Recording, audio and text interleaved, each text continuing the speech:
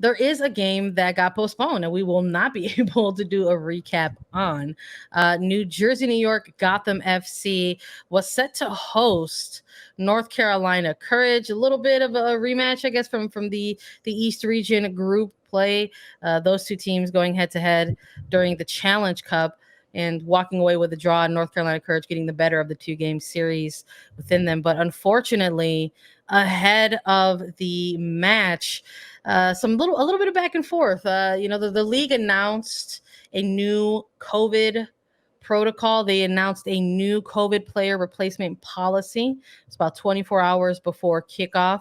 It essentially allows teams to, in the future, be able to sign players in the event of COVID protocol and are missing players due to heavy absences because of COVID protocol. And it's a new policy that just got put in place. It's going to follow a similar policy that already exists, something called the National Team Replacement Player Policy.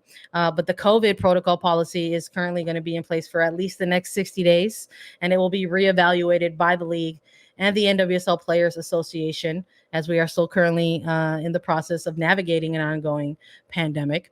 And between these two teams, once the availability report dropped, we understood a little more clarity as to why the league had announced a new COVID replacement player policy, because on the availability report between the two clubs of Gotham and the Courage, there were 11 players who were out under COVID protocol. I believe it was, maybe 4 for Gotham and somewhere around 6 or 7 for North Carolina Courage. So just a very, very tough and difficult situation for both clubs here. And then ultimately a call was made by the league to postpone the match altogether, and is going to be rescheduled with a date to be announced later on. So that is why we will not be discussing this particular match, because technically it has not taken place yet. But Lisa, I'd love to get your reactions to some of this stuff as it dropped in real time. So as it's dropping in real time, seeing the availability report and how many players were out and how many were not able to dress or travel or suit up, it was staggering to see that. I mean, and even when you look at Angel City, they're dealing with Ali Riley, who's still under COVID protocol. But when it's so many players that are just such a big impact in the team, I think this is a smart move. I know a number of people were asking why it wasn't a forfeit of this match, because that's what happened with Washington last year.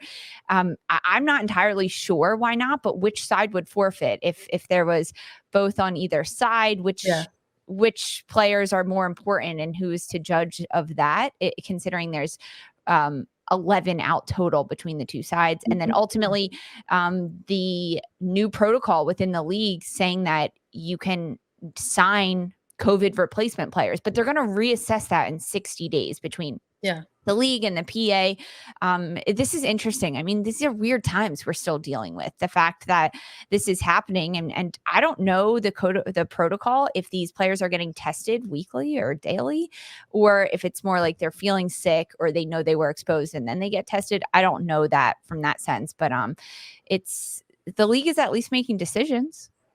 That's always helpful, isn't it? Yeah. That's kind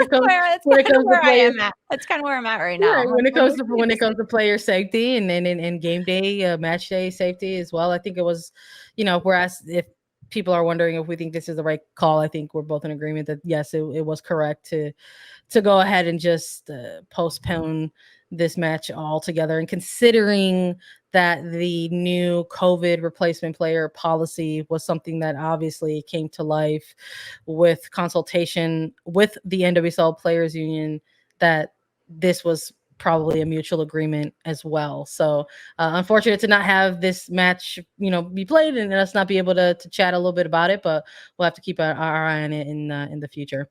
Yes, I just pulled up the availability report. Caprice Didasco for Gotham, Ashlyn Harris, Ali Krieger, Margaret Purse out for Gotham, and then for North Carolina, Tessa Bodie, Katie Bowen, Abby Urseg, Carson Pickett, Brianna Pinto, Kaylin Rowland, Havana Salone, Tough. So many players out because of that. Yeah, Just you're talking for both sides. You're talking about key players who were starters. probably going Yes. to be starting in the game. Yeah, it's just it was the right call. We hate to see it, but unfortunately, it had to be made, and I'm glad that that the call was made. So